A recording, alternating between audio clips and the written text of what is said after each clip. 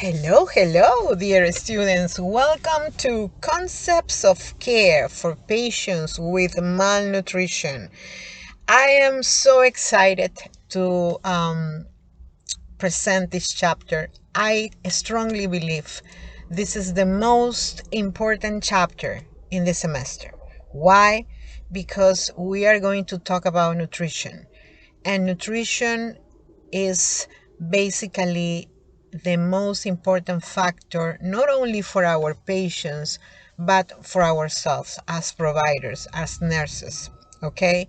So if we are not healthy, if we don't look healthy, how do you think a patient is going to follow your educational instructions? It's not.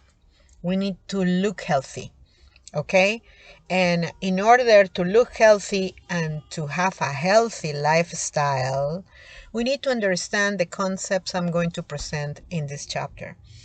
Okay, especially the body mass index, body surface area, cachexia. There are too many concepts that I am sure most of them you are familiarized with, but let's get deep into it. Okay, so the priority concept for this chapter is nutrition. The interrelated concept for this chapter is fluid and electrolyte balance. Nutrition status varies from each patient. We know that. Further influencing factors include age, height, weight, gender, speed of metabolism, influence of exercise or activity, medications taken, substance use, including alcohol or illicit drugs, and types of fluids consumed. The estimated energy requirement, the EER, ranges from 1,600 to 3,200 calories per day for healthy adults. Age, sex, height, weight, and level of activity are considered when a personalized eating plan is created, especially, and I really want to highlight this, the level of activity. Dr. Matalana, how come I am eating very healthy? I'm getting all my fruits and vegetables and my diet and this and that, and I am not losing weight. Guess what? Because your level of activity is not adequate. Okay, you need at least to start walking. At least you need to walk. Okay, one of the practices I'm very proud to share with you here in YouTube. I know I have viewers from other schools and universities, but we started walking activities with my students. Every weekend, I am walking in different parks with my students. I am so proud. At least I have between 5 and 10 students that are committed to their health, and they are coming. We are reviewing concepts. We are having a very nice time.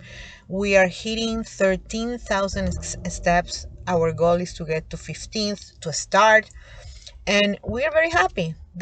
That's what nursing and healthcare is all about. How can I be teaching students to be healthy if I am not inviting them not only the proper nutrition but also good activities? Okay, so if you can get together with some other colleagues or classmates and start walking, probably you can start biking in groups, multiple activities that you can do at home or in the park. Now that the weather is becoming nice. Okay, so box 52, the 2025 dietary guidelines for Americans, and this is one of the changes with the 10th edition of this book.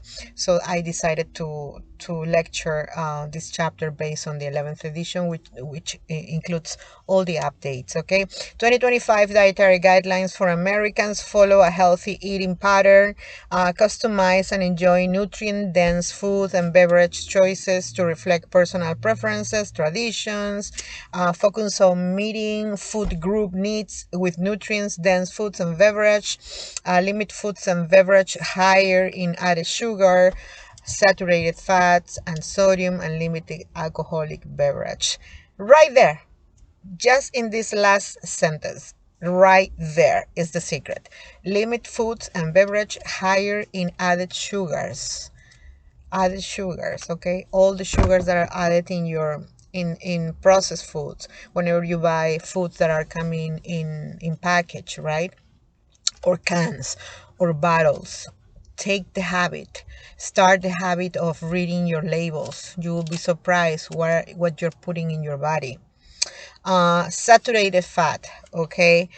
Trans fats, those are the ones you need to get away from. Get your mono unsaturated or your poly unsaturated. Read your labels. Sodium and limit alcoholic beverages. Okay. General nutrition recommendation for health promotion and disease prevention. And the previous box it was taken from the U.S. Department of Agriculture and U.S. Department of Health and Human Services dietary guidelines for Americans 2025. You need to follow these guidelines. General nutrition recommendations for health promotion and disease prevention. So current attention on nutrition is focused on health promotion and prevention disease by healthy eating and exercise. Dietary reference intakes DRI based on age, gender, and life stage serve as nutrition guide for more than 40 nutrients and provide a scientific basis for food guidelines in the US and Canada.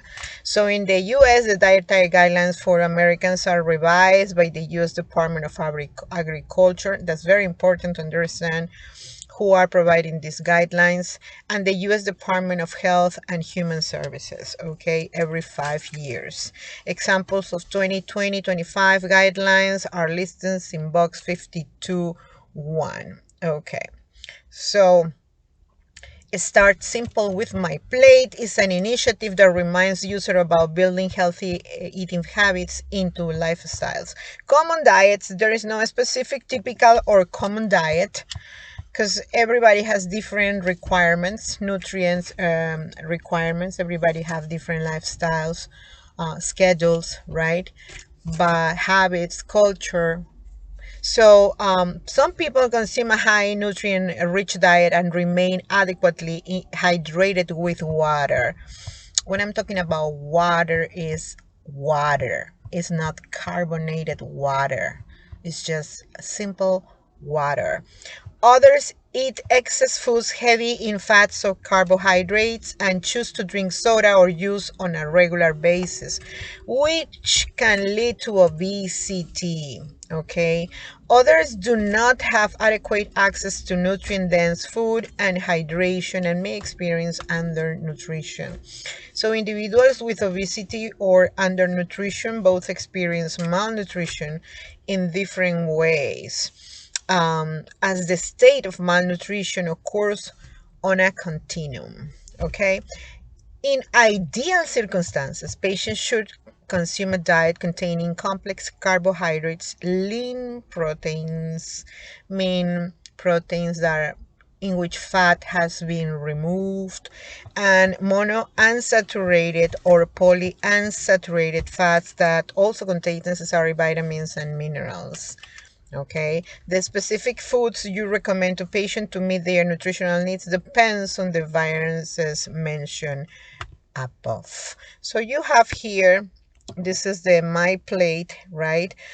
This is a guideline by the U.S. Department of Agriculture.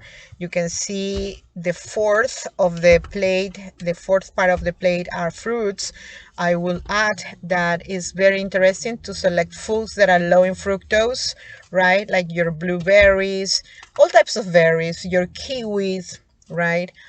Try to avoid your mangoes, grapes, banana, apples, watermelon, even though it's very watery, has a high content of fructose. Okay, so also your oranges are high in fructose. Okay, then you have vegetables at the bottom, and then related to vegetables, be careful with the starchy vegetables, right?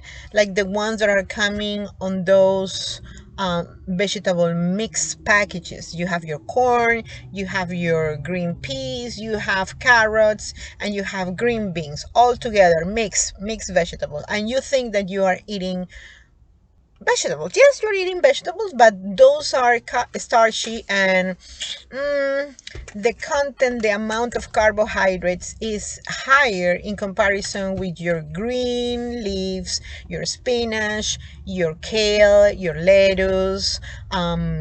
What else? You have the arugula. You have your also other vegetables that are crunchy and delicious, like your radishes, your bell peppers, your tomato, your cucumbers, you name it. Okay, those are other vegetables that are not starchy. Now you have your grains. It could be your lentils, could be your beans, right? And then you have your protein and also your dairy. And here is where the controversy starts. Some patients, they don't like to eat dairy, right? Because they are vegetarians or vegans. So we are gonna get deep into this, okay? So people who eat a vegan diet can develop anemia as a result of vitamin B12 deficiency. Vegan means that they are not eating protein, right? Teach people who are vegans to include a daily source of B12 in their diet, such as fortified breakfast cereal, fortified soy beverage, or meat substitute. So, Dr. Matalana, what is the breakfast cereal? Okay, in these regards, I will strongly recommend to prepare your own granola, your own cereal. Okay, don't buy the ones that are selling that are being sold because they are having a high content of sugar, right? So you want to prepare your cereal, your granola, with organic oatmeal, the one that is the entire, oat. You can put this in the oven with some pumpkin seeds, nuts. You can put some raisins. You can put some sunflower seeds, flax seeds, right? And then you sprinkle a little bit of cinnamon, and then probably you can put some raw organic honey, and you mix everything, put it in the oven. You will have a nice homemade granola. I strongly recommend you to watch a video from Chef Ramsay. He has an excellent video on how to prepare your own granola at home. It's amazing, and it's gonna be delicious. And if you can prepare like a big amount, you can have cereal for the whole week. Okay, cereal with seeds, which is very nutritious. Okay, meat substitute, you can get your tofu, organic tofu, right? And you can also have protein from your chickpeas, from the tofu that I just mentioned. There are different sources for that. Now, many adults have specific food preferences based on their ethnicity or race. Health teaching about nutrition should incorporate any cultural preferences voiced by the patient. Never assume what a patient preferences will be. Never, never assume that. Not because you are taking care of a Latino patient, you assume that that patient is going to eat rice and beans all the time. Within the Latino Hispanic community, we have different nutritional styles. People from Argentina, they eat a lot of protein, a lot of red meat, and that red meat, I would say, is one of the most healthy red meats in the world, with Holland. Okay, so you have Holland and Argentinian.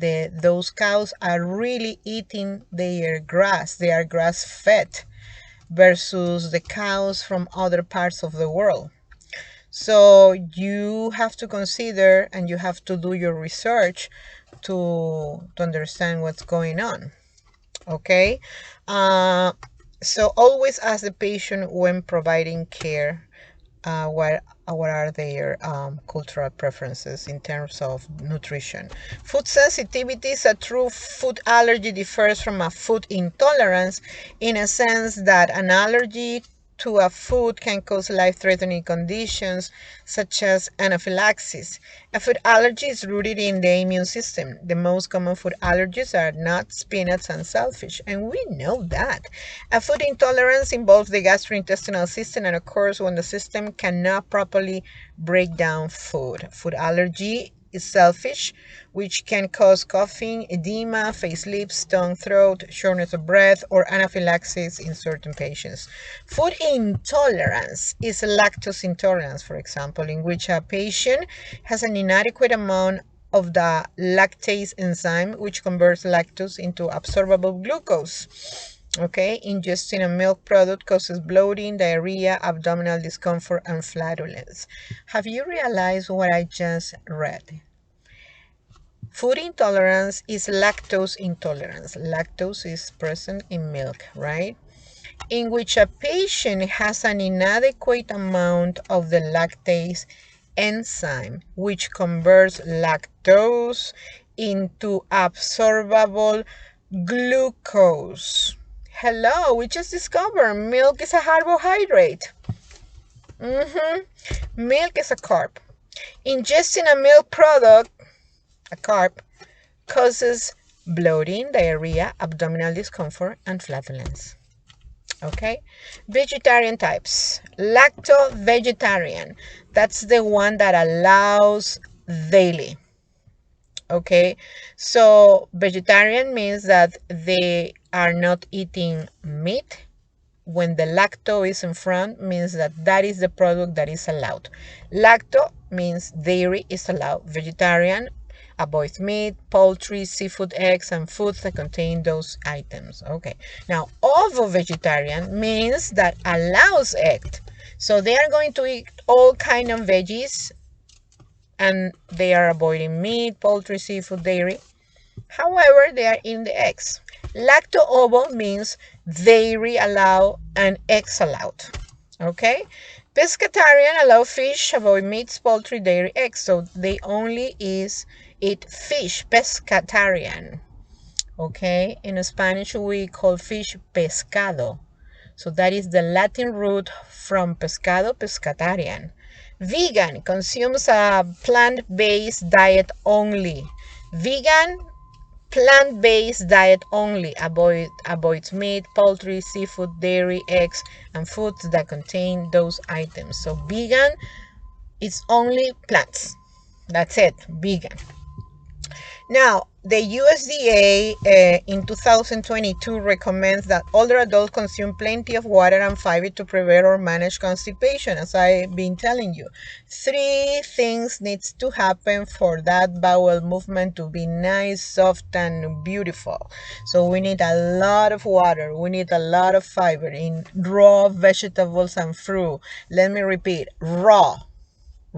It's not cooked, saute. No, it's not steamed. It's raw vegetables and food.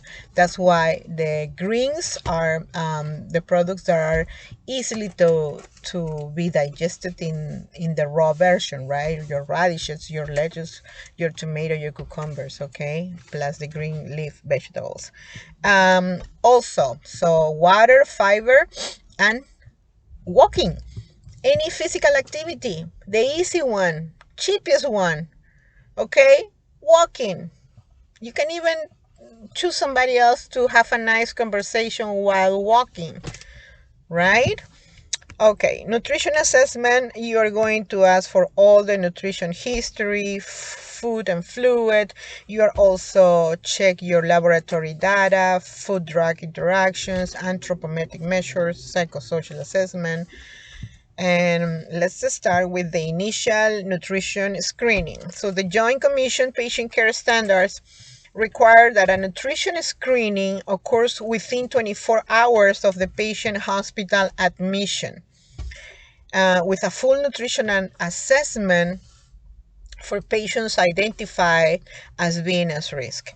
The initial screening includes, let me say it very slowly, inspection, measure height and weight, weight history, usual eating habits, ability to chew and swallow, and any recent changes in appetite and food intake. So let me review this again. Inspection, so you're going to inspect the patient, right, from head to toe. Measure height and weight. Okay, you're going to see differences because the patient could be an elderly patient that probably is having high kyphosis and the curvature is reducing the height. Maybe the weight because the patient maybe is living by itself. Um, let's see, those patients that are having the emptiness, the kids are going out to universities and right now they feel like lonely, they don't have the motivation to keep preparing food at home. Now they lost weight because of that, right? Weight history. So then the lady was, the weight was 200 pounds in 2020. And then after the pandemic, she lost weight. Right now she's in 150, right? She's having issues with her lungs. She cannot breathe properly. So she's in constant fatigue. So the weight have changed. For example, I'm giving you an example, right? Usual eating habits. So yes, I was eating very healthy in my country. Right now that I'm a new immigrant, I'm getting adapted to the American diet. My burgers, my fried food, right? Maybe ability to chew and swallow. Yes, I don't have health insurance, so right now my tooth are getting, or my teeth are getting a lot of cavities, caries, so I don't feel comfortable chewing and swallowing. And recent changes in appetite and food intake. Okay, it's very common. The things that I just mentioned are very common. You will see in all the patients that you are going to treat. Older adults who are malnourished are at risk for undernutrition.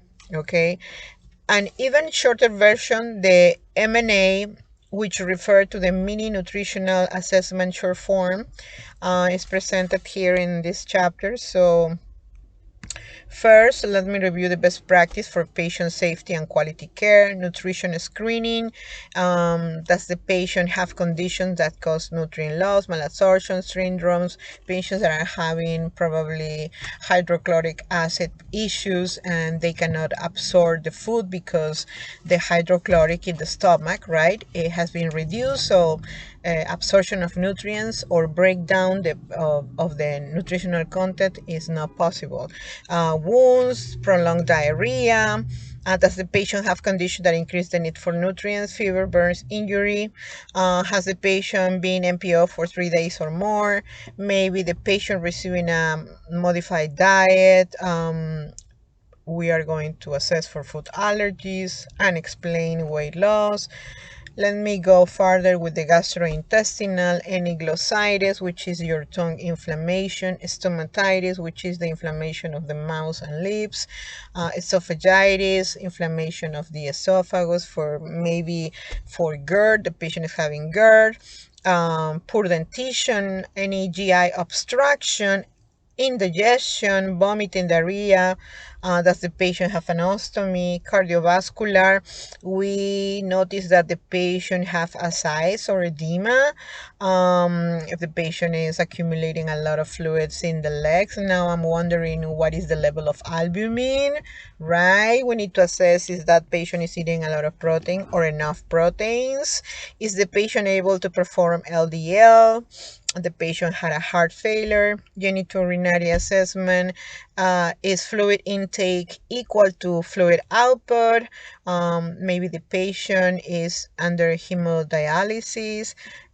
Respiratory assessment. Does the patient have chronic or obstructive pulmonary disease or asthma that will affect how fast, how comfortable are they eating?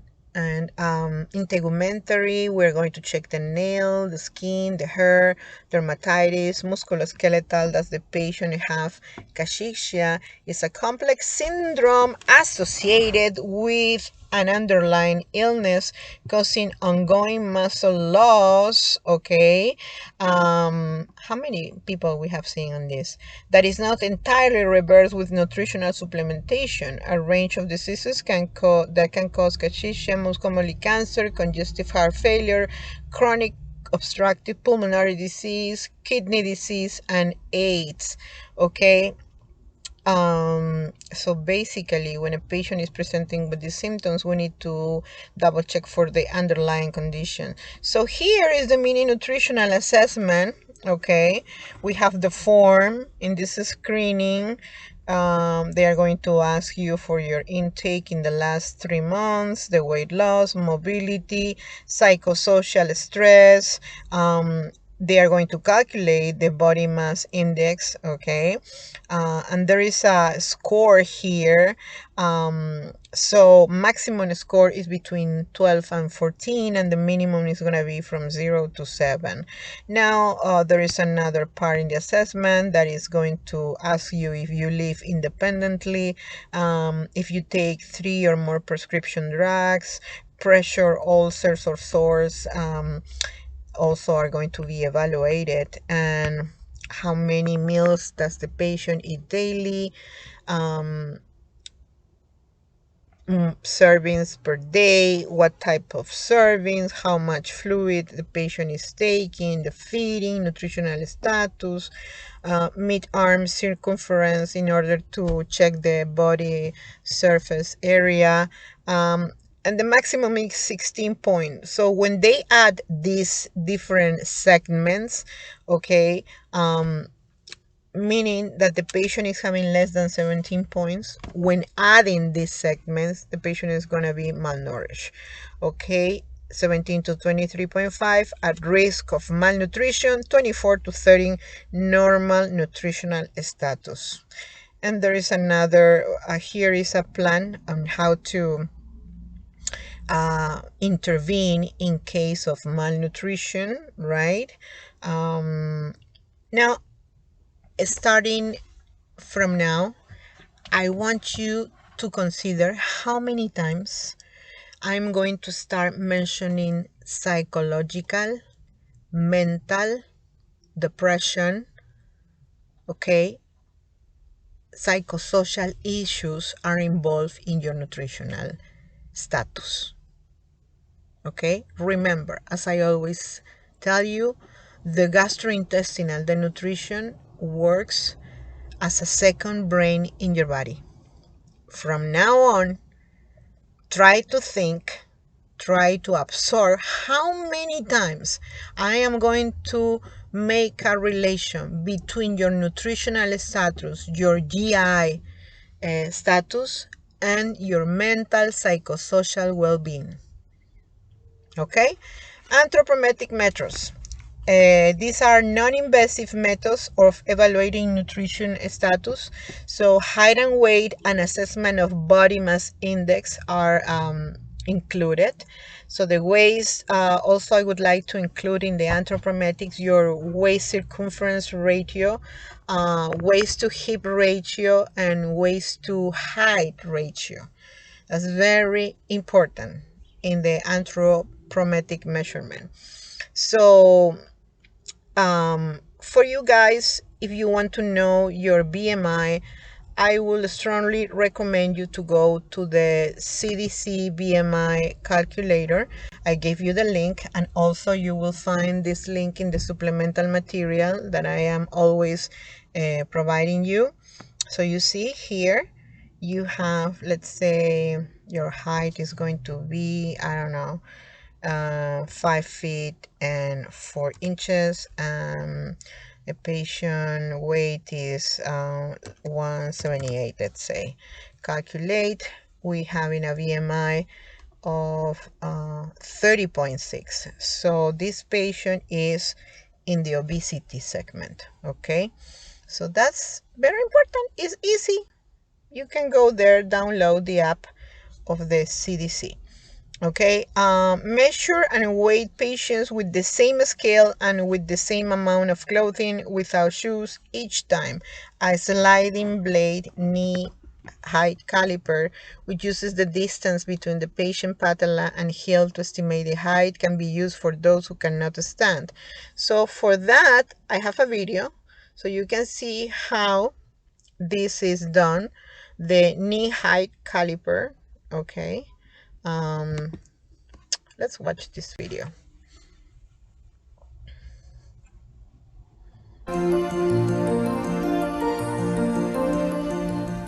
Knee height is measured only on adults aged 60 years or older.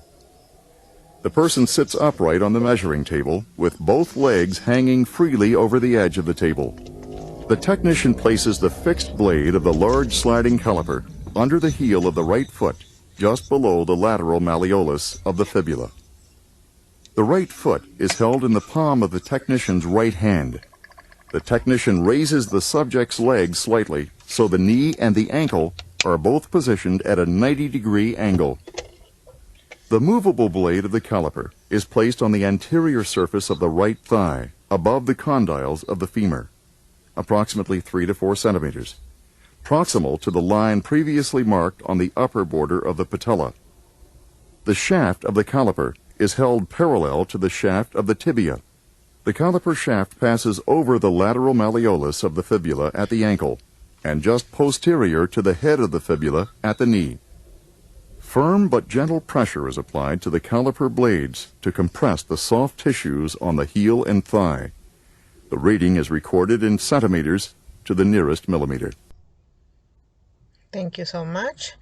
That was an excellent video. I want to say something. How many times you go to your PCP and the medical assistant or the CNA is measuring your height and weight, and she tells you that it's okay if you don't remove your shoes? So in January, you are taking the weight with your shoes. In March, or maybe in 6 months in June, you are having the measurement without shoes because there is a new MA. Now in December, you measure your height and weight with shoes. So all these measurements are not accurate, are not providing accurate height and weight. What's happening is that these minimal pounds on a patient, right, that could be borderline between overweight and obese, right? Let's say a patient is making a lot of efforts to lose weight, and now the patient hits the BMI of 30, but right now is losing more weight. And when the patient goes to the PCP, the MA is telling the patient it's okay if you keep your shoes. So the patient right now, even though lost weight, is still under the segment of obesity, BMI 30. So if the patient remove the shoes, now the patient will be in the overweight segment.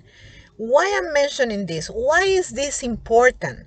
Because motivation, the psychological part of in the motivation of a patient, is extremely important for the patient to keep going. If the patient is able to see changes, then the first thing is going to happen, the PCP is going to congratulate the patient for losing weight. That is going to motivate the patient. If the PCP sees that there is no changes, that the patient is still in the BMI of 30, no congratulations, no more efforts are going to be done by the patient. So it's very important. If you go to your PCP, you do the right thing. Remove your shoes and get the weight accurate, okay? The type of scale used depends on the patient's ability to stand or sit. Wheelchair scales or bed scales can be used for non-ambulatory individuals. Okay, let's move. Action alert. That's good to know. NCLEX alert. Obtain weight at the same time each day, if possible, preferably before breakfast. Yes, because during the night, the body had the chance to metabolize all the fluids and the content. Conditions such as heart failure and renal disease cause weight gain. Heart failure and renal disease. Dehydration and conditions such as cancer cause weight loss. Weight is the most reliable indicator of fluid gain or loss. So dehydration, fluid retention is something that you have to be aware of. Assessment of body fat is usually calculated by the registered dietitian nutritionist, if in a hospital setting, or by a fitness trainer or physical therapist in the community. The body mass index indirectly estimates the total fat stores within the body by the relationship of weight to height. For this reason, obtaining an accurate height is important as an accurate weight. Online calculators can perform this computation. We know that. So the calculators, basically what they are doing is they are dividing a patient's weight in kilograms by the square of height in meters. The least risk for malnutrition is associated with scores between 18.5 and 24.9. BMR above or below these values are associated with increased health risk. So you have here another eating habits. Body weight and BMI usually increase throughout adulthood until about 60 years of age. This is good to know. As some adults get older, they often become less hungry and eat less, even if they are healthy. Others continue usual eating patterns and are at higher risk for obesity, especially older adults, female, especially old patients, those patients that feel lonely, that they have less family members at home, that they are having daughters and sons that are away, living in other states. Okay, so they start eating just to complete their meal plan.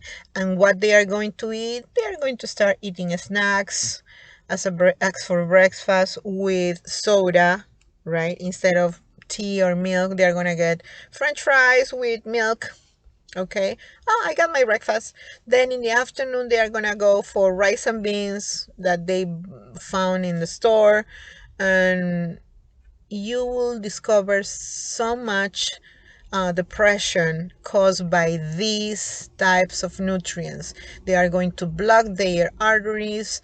And remember, the arteries and veins in the brain are very tiny. And if you start eating this, you're going to have brain fog, not only from fats, but also from sugars. Okay, so did I mention how many times I'm going to relate this nutritional habit with psychosocial and psychological issues? Okay, do not assume that an older adult automatically eat less. Personalize the nutrition assessment to accurately assess eating patterns for every patient. And here you have a nice question in which they are going to ask you to calculate manually the BMI of a patient. Okay, now let's move to body surface area. The body surface area is an estimate of a patient's total body surface area. It reflects multiple physiologic and metabolic processes. BSA can be used as an indicator for appropriate dose calculation, for modification and IV administration, especially for anti-cancer agents, and to estimate the degree of severity in patients who have been significantly burned. So the body mass index, the BMI, is a measure for person's body fat. Body surface measures the total surface of a person's body and is frequently used in order to calculate drug dosage and the amount of fluids to be administered via IV. Okay, so you have a nice table here of the BMI, your measurement of fat in the body, BMI, right? So you have below 18.5 is underweight, from 18.5 to 24.9 is normal or healthy weight, 25 to 29.9 is overweight. Please consider what I just explained before about wearing the shoes when you go to your PCP. you have to remove the shoes when they are going to measure your weight. Look, the overweight is 29.9. That's the borderline, right? And obesity starts in 30. So this 0.1 makes such a big difference in the psyches of the patient. Okay, with shoes, you're going to be 31.2, let's say, right? Without the shoes, probably you're going to be 29.8. It's such a big difference. It's very significant for a patient to finally cross from obese to overweight. Makes such a huge difference in the psychological part of the patient. How many times am I mentioning psychological? Skin fold measurements, estimate body fat. So the triceps and subscapular skin folds are most commonly measured with a special caliper. Mid-arm circumference and calf circumference are needed in the full MNA, mini nutritional assessment. And I'm going to play a video about how the skin fold subscapula is done, so you have a better understanding. Okay, let's see this. The subscapular skin fold. To do this, we want to find the inferior angle of the scapula, and the skin fold is taken 1 centimeter away from the inferior angle on an oblique angle. So you want to make a mark.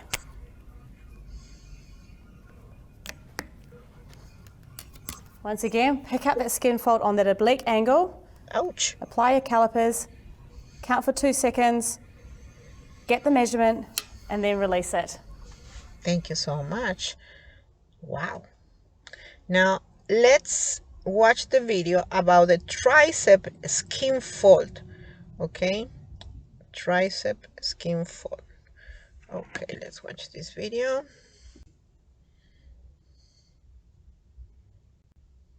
To do the tricep skin fold, make a mark at the midpoint between the superior lateral acromion process and the olecranon process.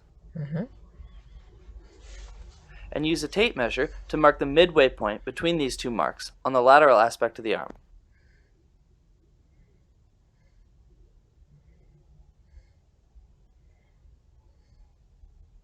Now wrap your tape measure around their arm horizontally so you can transfer this mark to the back of their arm.